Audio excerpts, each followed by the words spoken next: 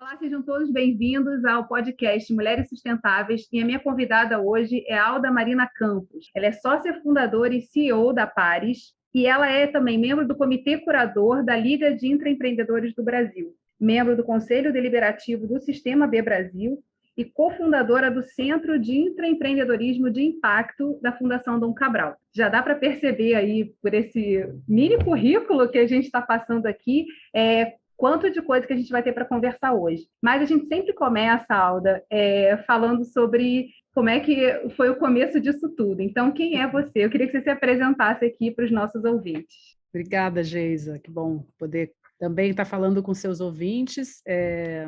Eu sou uma carioca recém-mudada para São Paulo, vamos começar por aí. Tenho 44 anos, sou mãe de uma criança de 6 anos, meu pequeno Caio, administradora, me formei muito voltada para o meio empresarial, por onde eu atuei como executiva durante... Só no mercado segurador foram 10 anos, mais 4 anos antes, na verdade, 2 anos antes na Coca-Cola.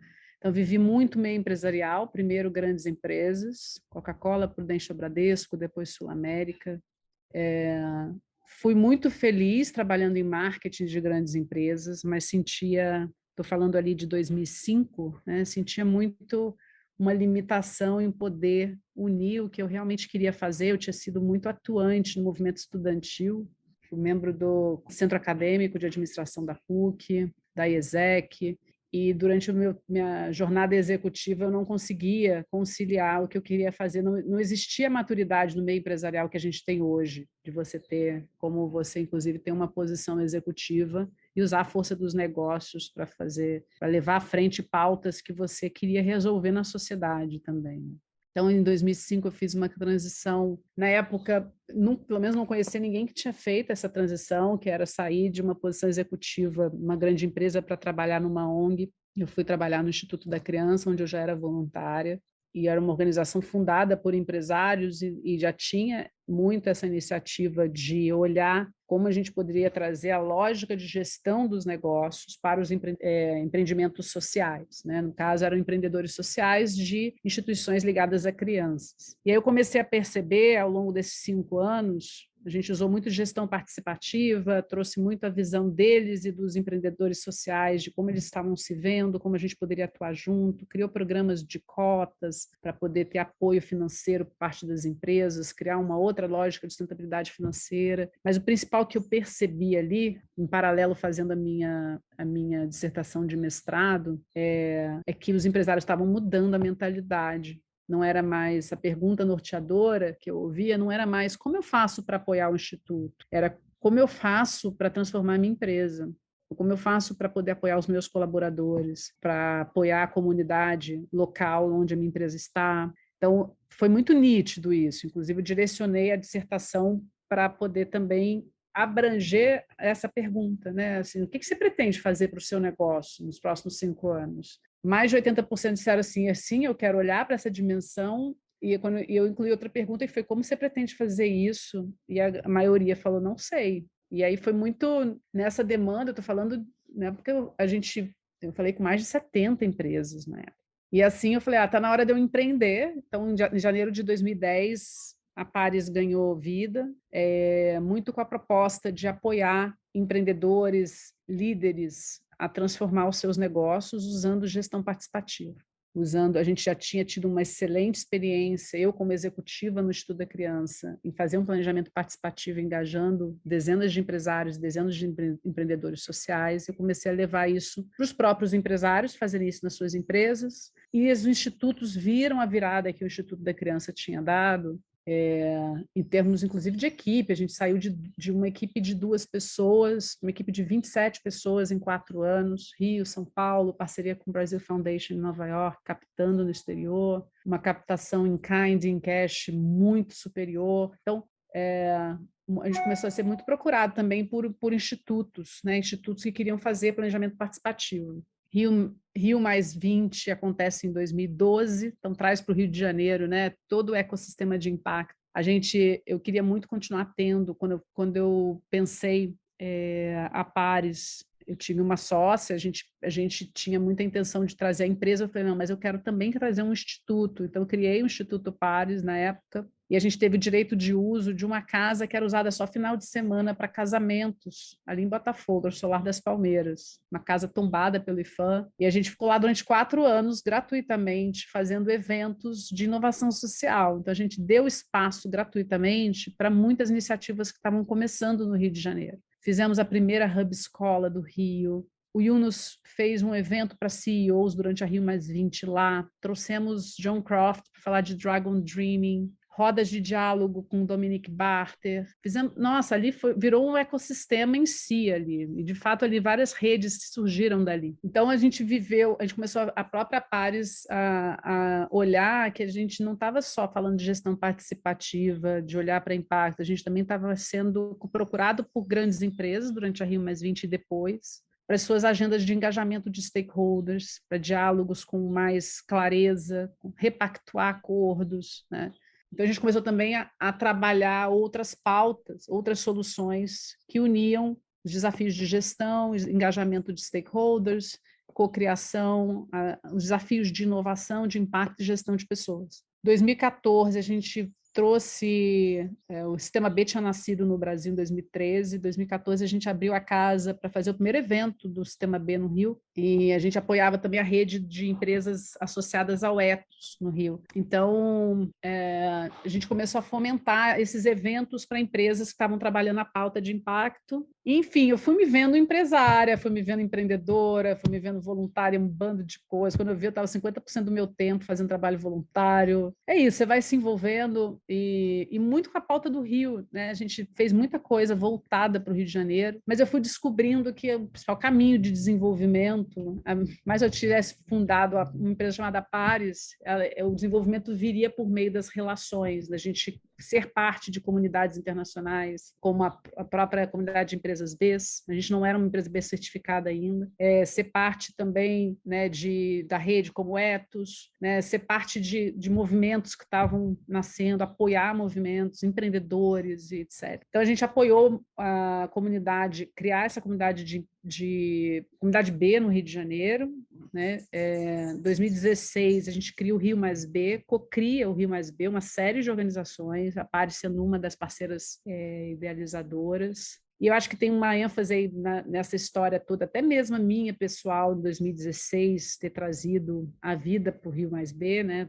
Porque a gente chamou o ecossistema de negócios para autoavaliar impacto. Mais de 300 empresas preencheram a avaliação de impacto resumida que a gente criou para o Rio+B. 41 delas foram convidadas para um laboratório de melhoria. Dentre elas, algumas grandes, Coca-Cola, Mil, L'Oréal, fizeram parte, né, empresas que estão no Rio de Janeiro, mas muitas, a maior parte, empresas médias e pequenas. E nessa coalizão que criou o Rio+B, estava Sistema B, Fundação BMW,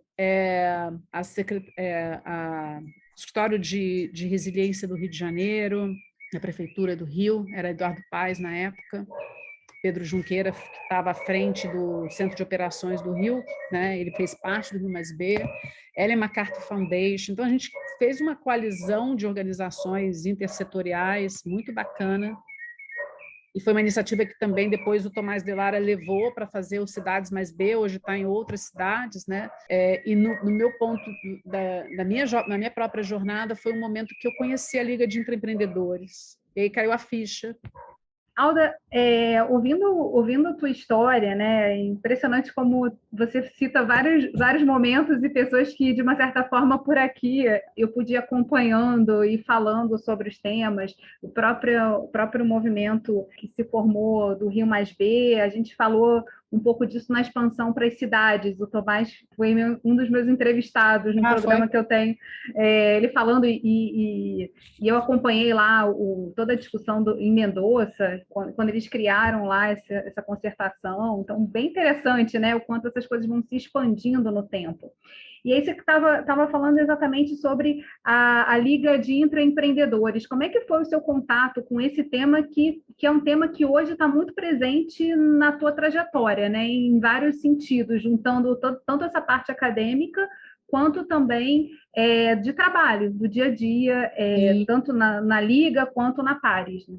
Então, eu não conhecia esse termo até 2016. Talvez 2015 eu tenha assim, visto alguma coisa da Liga, e lá eu comecei a perceber mais essa dimensão de que eu já trabalhava com os líderes inquietos das grandes organizações, exatamente essas pessoas que estavam desbravando uma pauta que não era a pauta prioritária das empresas, né, das organizações em geral. Então, o que tem em comum, né, nesse perfil de liderança, né? São pessoas que têm uma resiliência acima do comum, né, que têm um senso de propósito e de responsabilidade e de protagonismo bem específico, né? Assim, sabe que não é só pela pauta dos negócios, mas é pela pauta do que realmente acredita, que ele precisa ser levado à frente. Eu estou falando aí de algo que hoje, diferente do ano passado, diferente de há 2 anos, e principalmente diferente de 5, 6 anos atrás, ou mais,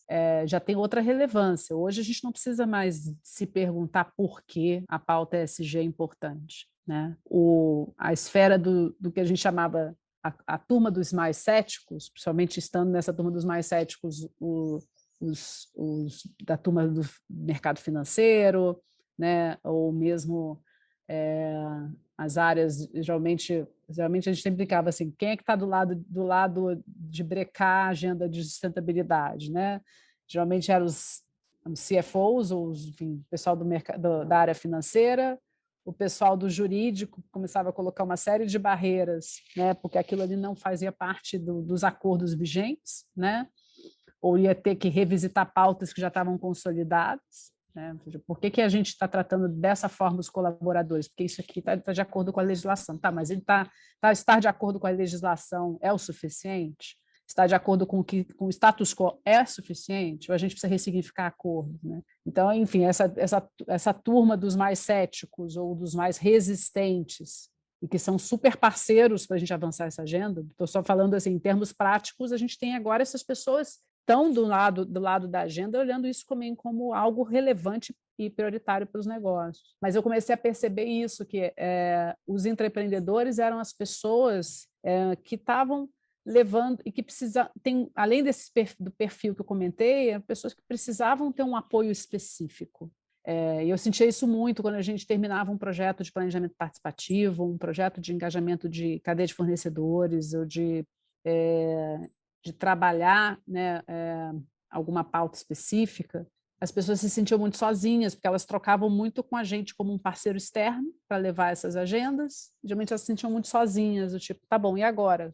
Como é que a gente faz para continuar em contato com vocês? Ainda mais porque a gente tinha um espaço físico da casa e a gente chamava sempre para os eventos. Vem para o evento do Sistema B, vem para o evento de tal organização. E aí, em 2014, a gente deixou de ter a casa, 2015, mais ou menos. Foi 2014, final de 2014. Então, uniu essa questão do fim de um ciclo, de um espaço de muita troca. Eu nunca me esqueço, assim, eu me lembro dessa turma do Ethos, que ia nos eventos que a gente fazia lá às quartas-feiras. A gente começou a ser amigo e sair para fazer outras coisas, porque deixou de ter o espaço. E, simultaneamente, eu conheci a comunidade internacional da Liga, que foi 2016, no Rio+B.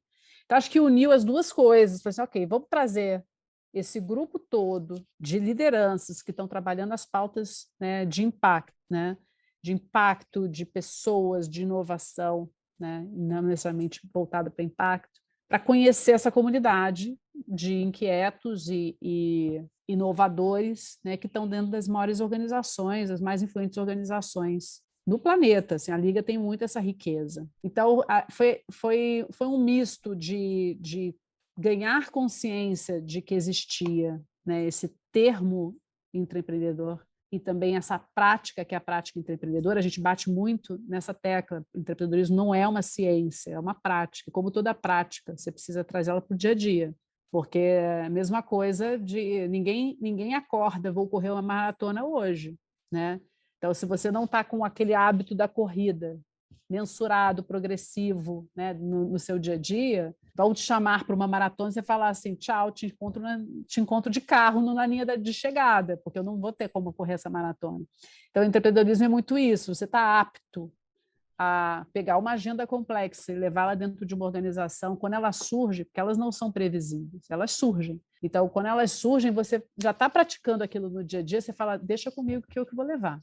Então, eu me identifiquei muito com essa pauta, eu acho que um misto eu ganhei consciência de que essa pauta fazia muito sentido também para a minha biografia. Eu brinco que eu não deixei de gostar do meio corporativo, né?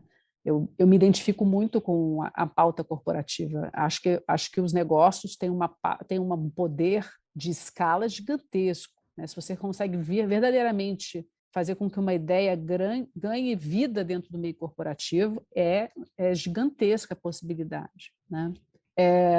Eu só não encontrei, naquele momento da minha vida, a possibilidade de continuar dentro do meio corporativo e comecei a operar do lado de fora.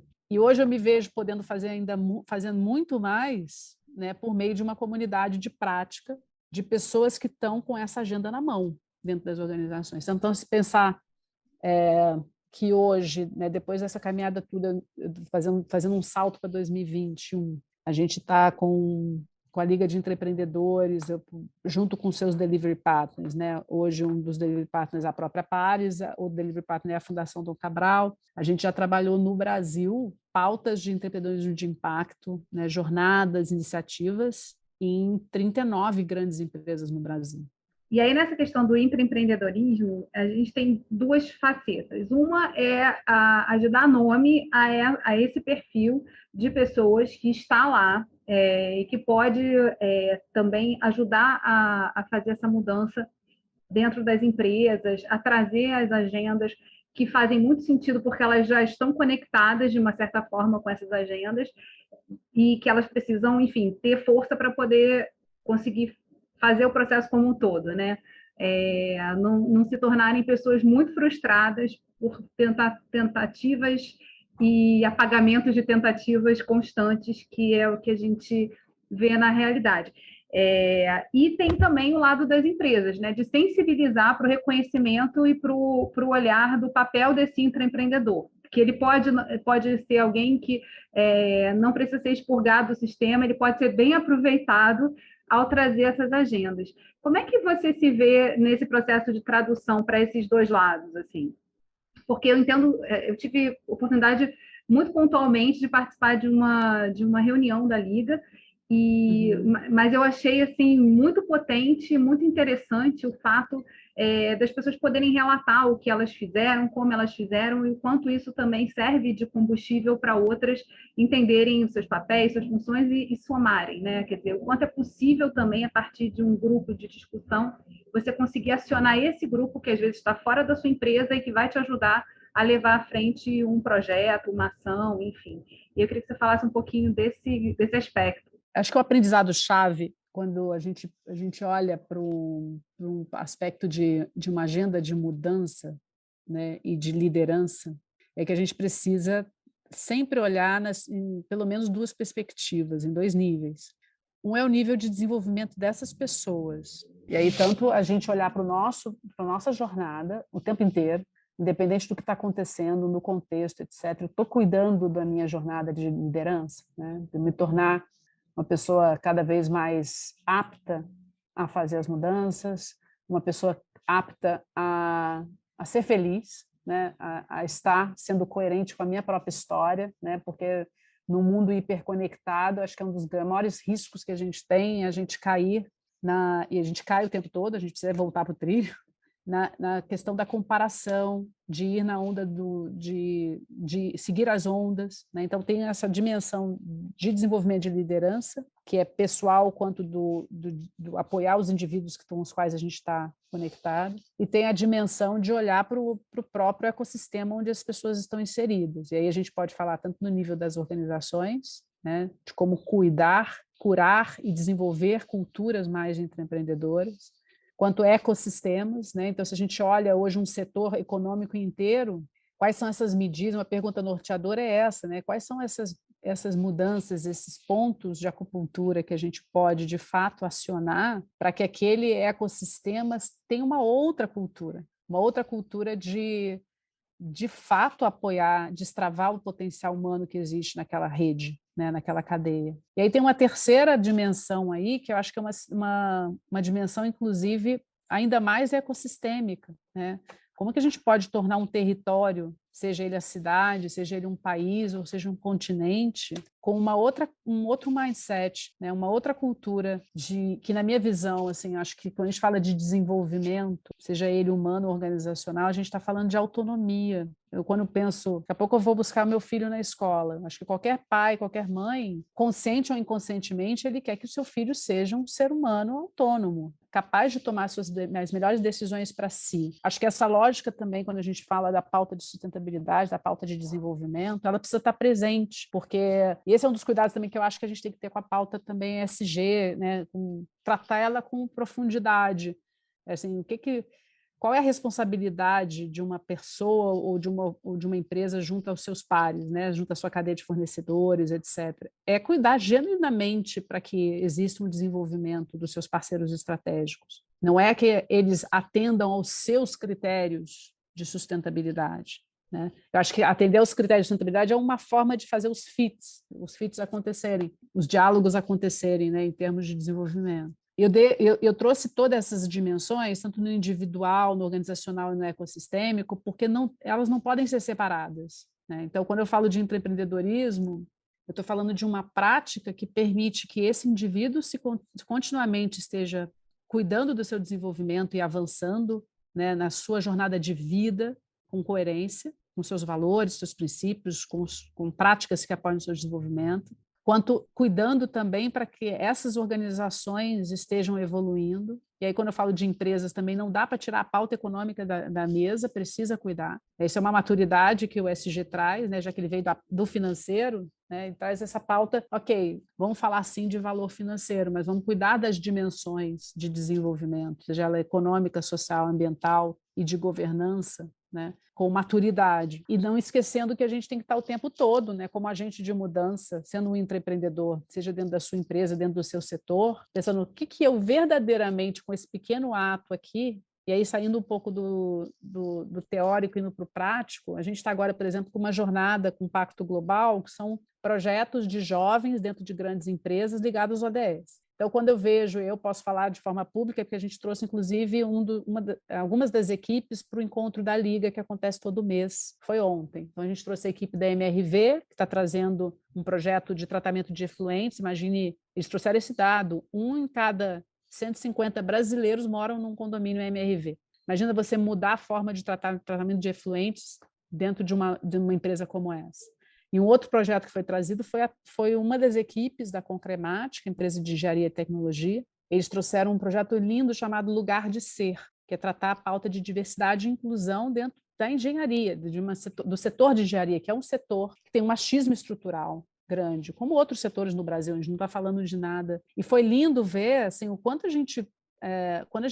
a própria empresa, ou pessoas dentro dessa empresa, trazem uma proposta em dar voz para as pessoas trazem pautas que estavam presentes, mas ocultas. Então, eles trouxeram, por exemplo, uma pesquisa que foi feita internamente, de quantas pessoas sentem que não foram promovidas por serem mulheres, quantas pela questão toda da opção sexual, ou da questão toda da questão de ser uma mulher preta, ou um homem preto. Eu acho que a gente está vivendo um momento, que eu acho que o empreendedorismo independente ser esse termo, mas ele ser um momento que permite práticas como essa.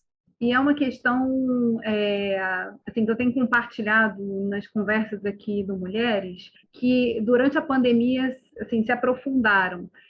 Quem trabalha com essa agenda da sustentabilidade, na minha percepção, encontrou mais plataformas ou soube se movimentar com rapidez para entender que esse podia ser um momento de virada necessário, quer dizer, que as pessoas estavam mais sensíveis a ter que lidar com uma mudança que estava ali posta, que não era uma coisa que você podia adiar, porque a pandemia estava atingindo assim, a humanidade de uma maneira extensa, né? Não era uma coisa que distinguisse ou que a gente pudesse falar, não, amanhã a gente toma essa decisão. Foi um processo em que todos foram muito chamados a reagir e a tomar decisão no momento, a cada dia, e também percebendo mais o que estava no entorno. E aí, acho que o Rio de Janeiro é um lugar privilegiado pelo fato de já ter sediado eventos de sustentabilidade. A Rio+20 foi muito presente e mobilizadora, mas a gente via que ainda tinha essa divisão, né? Tipo assim, a galera que cuida disso e o restante das pessoas. E as pessoas começaram a perceber que não, tipo, todo mundo precisa cuidar dessa natureza que está em torno da gente e também do humano dessa natureza, porque também é preciso fazer essa distinção, né, do que é o efluente, mas o que é a gente ajudando a poluir ou a gente resolvendo um problema que está ali posto, né? Então, assim, nesse contexto, como é que foi a tua percepção a respeito do tema empreendedorismo e a pandemia? Como é que esses temas se juntaram? E como é que você também se sentiu nesse processo da pandemia? Como é que foi a atuação e a demanda que surgiu em torno da discussão e do aparecimento, né? Do surgimento para outras pessoas dessa temática, que você ajuda sempre a mobilizar e a motivar que as pessoas estejam juntas discutindo. Legal. Então, eu acho que do aspecto de consciência de protagonismo, todo mundo teve alguma experiência, né? Certamente não foram iguais, mas experiências de um outro lugar, tipo um convite direto, do tipo, o que você vai fazer a partir de onde você está. A gente teve uma parte das pessoas agindo de casa, o que já confunde os papéis, né? Você está de casa e não está naquele escritório bacana, moderno, cheio de ferramentas. Então, você está dentro de casa, mas ao mesmo tempo, ok, no dia a dia, no calor da segunda-feira, as equipes desmarcando reunião porque alguém estava doente na família, ou alguém muito próximo perdendo a sua principal atividade e fonte de renda. Tudo se tornou muito próximo. Então, conscientemente ou não, acredito que todo mundo se tornou um pouco mais intraempreendedor. O que eu posso fazer a partir dos recursos que eu tenho aqui? Então, se eu estou trabalhando a partir da empresa tal, o que eu posso fazer para ajudar essa empresa que está aí quase falindo e que ou teve que reinventar o seu negócio de uma hora para outra? Ou como eu posso ajudar essa pessoa ou esse empreendedor que está à frente, né? Então, acho que as pessoas saíram um pouquinho da formalidade dos seus papéis. Então, isso já é um grande convite ao intraempreendedorismo. O que eu percebi na prática? Né? As empresas no primeiro semestre do ano passado, a maior parte entrou no modo sobrevivência, assim, de vamos rearrumar a casa. Os próprios programas que a gente já tinha contratados, já fechados, caíram alguns. Com isso, a gente criou até um curso online gratuito de 20 horas de empreendedorismo para quem quisesse levar a sua ideia inicial a um nível de um pitch maduro para levar aquele projeto dentro de uma empresa. E aí eu percebi, sim, que as pessoas ganhando essa consciência, então acho que teve tanto um nível pessoal, as pessoas ganharam essa consciência e foram buscar também o como fazer. Quantas empresas passado a primeira onda, que foi um momento de modo gincana, que eu brinco, todo mundo entrou no modo gincana, começaram a estruturar, ok, como é que eu posso dar um espaço, né, seja por meio de uma trilha de empreendedorismo. Então, por exemplo, BASF foi uma empresa que já tinha sido uma das fundadoras do centro, com outras 6 empresas, numa jornada coletiva de aceleração de projetos. A jornada coletiva no ano de 2020 não aconteceu por esses motivos que eu expus, então eles resolveram fazer uma jornada interna. O próprio CEO convidou colaboradores e parceiros estratégicos, cadeia de valor, quem quisesse fazer parte da aceleração de projetos empreendedores. Mais de 200 inscritos. Então, é muito bacana ver assim, que empresas, estou tentando trazer exemplos concretos, algumas empresas perceberam também como uma oportunidade de novas narrativas, né? De dar ideias, de dar espaço para as ideias ganharem maturidade também. Na própria Liga, eu percebi uma procura maior por parte das pessoas. Assim, eu quero me conectar com outras que estão fazendo a diferença, porque eu preciso fazer algo além do meu papel atual. A gente também estava passando por um processo de reestruturação na Liga, fizemos um planejamento participativo no início desse ano. Ano passado reconhecemos 20 intraempreendedores brasileiros. Então, Foi interessante também perceber que esse sistema vivo, chamado comunidade da Liga, estava num processo evolutivo, as pessoas também, a gente teve momentos de interseção. Eu, pessoalmente, passei pela pandemia, acho que foi um momento assim de entrar muito no modo sobrevivência, né? Como empreendedora, eu percebi vários projetos caírem de uma hora para outra, a necessidade de trazer para o digital, né, as nossas jornadas, porque a gente trabalha muito desenvolvimento humano e organizacional, muitas das entregas são presenciais, ou eram presenciais, né? Eram workshops, eu estava inclusive com passagem paga para o Pantanal, para um workshop com 50 diretores de uma organização, passagem paga, assim, tudo, o workshop pronto, caiu o workshop. Foi um grande convite à reinvenção. E quando você é empreendedor e que você joga nas 11, assim, muito de, ok, o que a gente vai fazer para mudar, né, a estruturação? E foi também um momento que a gente tinha que fazer a nossa recertificação B, que é uma grande oportunidade também de você fazer um reboot, né? Porque você vai fazer a autoavaliação inteira de novo, como é que você está na dimensão de colaboradores, na dimensão de meio ambiente, né? Então, eu aproveitei, acho que foi um pouco como em outros momentos de grandes mudanças, né? Eu aproveitei e falei, cara, é o famoso já que a gente vai ter que mudar, vamos mudar ainda mais? Então, a gente fez várias mudanças estruturais dentro da Pares, na Liga, várias mudanças estruturais. Eu, na minha vida, fiz Você uma foi para grande São mudança Paulo, estrutural. né? Me mudei para São Paulo, que eu já tinha. Acho que eu busquei muito me perguntar se fazia sentido. Eu estava já numa agenda majoritariamente em São Paulo. Nos últimos 2 anos, eu tive uma média de 35 vindas a São Paulo ao longo do ano. E aí surgiu também essa demanda maior da Liga em São Paulo para a América Latina. Então, eu juntei essas intenções todas, e eu acho que todos os questionamentos que a pandemia nos traz, né? O que é essencial? Eu acho que é essencial a gente buscar o lugar ou o modus operandi que traz melhor qualidade de vida, né? Eu estava muito na ponte aérea, e com o próprio Centro de Empreendedorismo em São Paulo, muitas vezes estava vindo 2 vezes por semana, uma para o centro, outro para algum projeto da Pares com cliente em São Paulo, que a maioria também é São Paulo. Mas então foi isso, foi um reboot na minha vida, sabe? A vida profissional, pessoal também, e tô ainda ajustando tudo isso, né? Mas eu acho que o que fica, olhando para a dimensão de agenda de empreendedorismo e de sustentabilidade, eu acho que houve um avanço gigantesco. Eu tenho feito pelo menos 2 reuniões por semana com novas empresas querendo saber o que a gente pode apoiar em termos de empreendedorismo, sabe? Assim, grandes empresas, assim, queria uma agenda com você para saber de que forma que a gente pode levar essa pauta internamente. E algumas não estão prontas, tá? Mas assim, só de você ver a intenção de falar sobre empreendedorismo de impacto ter viralizado já é um grande avanço da nossa teoria de mudança, né? Que criar esse ambiente brasileiro mais intraempreendedor. E aí, hoje, né, você está em São Paulo, quer dizer, já fez uma aproximação com o que estava sendo a sua vida pré-pandemia para o que está sendo mais próximo de impactar.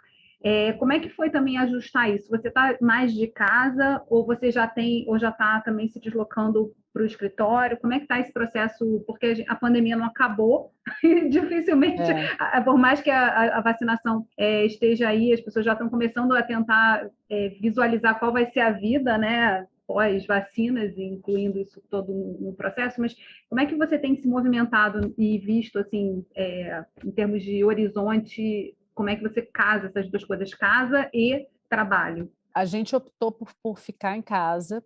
Da nossa família, a gente tinha 2 pessoas, nós temos 2 pessoas de grupo de risco, então a nossa opção foi realmente um isolamento maior aqui em São Paulo.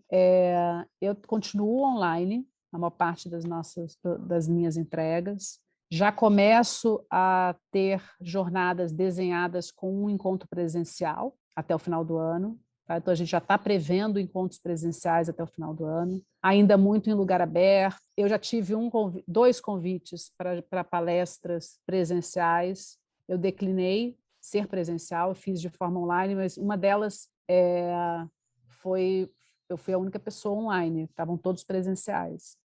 E eu tenho nas conversas com as empresas visto por uma opção de um hibridismo maior, sabe? As empresas estão optando, fora aquelas que precisam da questão presencial imprescindivelmente, as empresas estão adotando, uma parte dessas grandes empresas, uma proposta mais híbrida.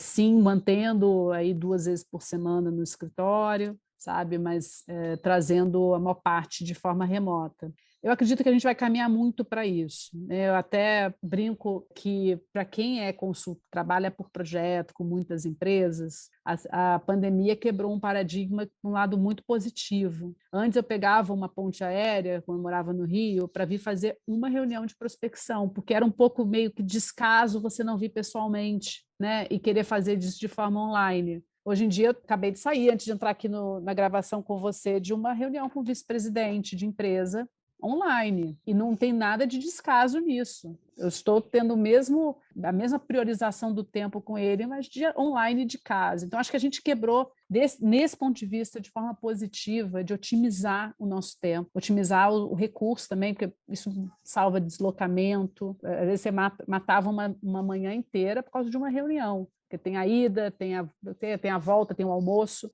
com o cliente. Então, eu acho que a gente teve uma série de mudanças. Assim, na minha vida, eu pretendo também continuar equilibrando, sabe? Eu tive que, por essa opção de trabalho remoto, de cuidar mais do nosso isolamento. O meu filho foi alfabetizado em casa, ele voltou para o presencial agora em agosto. Foi muito difícil. Foi muito difícil passar pela pandemia, não foi fácil. Assim, acho que como mulher, eu percebi na troca, e não tô minimizando o esforço dos homens, não. Estou só dizendo a minha escuta dentro da minha rede, que não é a única rede do mundo. Pelo contrário, tenho consciência de estar numa rede privilegiada no Brasil. Mas eu percebi assim, uma sobrecarga muito grande para as mulheres. Né? Estou falando aqui dentro do universo de mulheres sustentáveis, eu acho que foi bem difícil ser mulher, mãe, empreendedora, né? Lidar com todas essas interrogações duras que a pandemia trouxe para todos nós, mas com o papel, na nossa geração também, o papel de cuidar dos mais velhos. Então, a gente estava numa geração, a nossa geração teve que assumir um papel de ponta, né? Ponta de lança, né? Que a gente está cuidando dos menores, está cuidando dos mais velhos, está cuidando dos nossos parceiros, dos nossos amigos. Assim, eu vi pessoas colapsarem e você não poder estar perto, ter que estar à distância, né? Então, acho que foi para todos nós um desafio muito grande. E aí, acho que como mensagem importante, falando sobre isso, eu tenho buscado muito trazer isso para mim e para as pessoas que estão próximas. Não é porque chegar as vacinas que a gente pode ignorar o trauma que a gente viveu. Se a gente não ressignificar o trauma que a gente viveu, ele vai ter desdobramentos. Estamos todos cansados, estamos todos feridas que a gente teve que colocar para debaixo do tapete para poder sobreviver. Agora que é o momento de viver, não sobreviver, olha para o que foi a pandemia e ressignifica tudo isso dentro de si. Acho que vai ser super importante.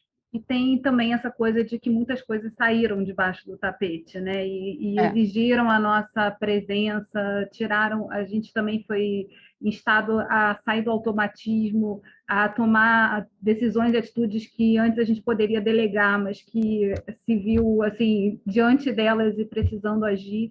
Então, acho que é um momento também de saber como é que a gente vai lidar com tudo isso que saiu do tapete e que precisa ser reorganizado, né? Eu acho que é um processo de reorganização que está em curso e não vai ser tão fácil assim. Olhar para a história ajuda um pouco, né? Assim, a humanidade já passou por processos como esses e parece que é uma coincidência de início de século ser também um processo. A gente pode olhar para o século passado e ver coisas que aconteceram no século passado e que agora parecem se repetir de uma certa forma, com a gente tendo, às vezes, mais ferramentas na mão para fazer. Mas eu queria também, você puxou para uma questão muito importante, né, de ressignificação do que aconteceu. Queria saber com você sobre essa questão da espiritualidade, que é sempre uma coincidência recorrente aqui no Mulheres Sustentáveis, para a gente fechar o nosso papo.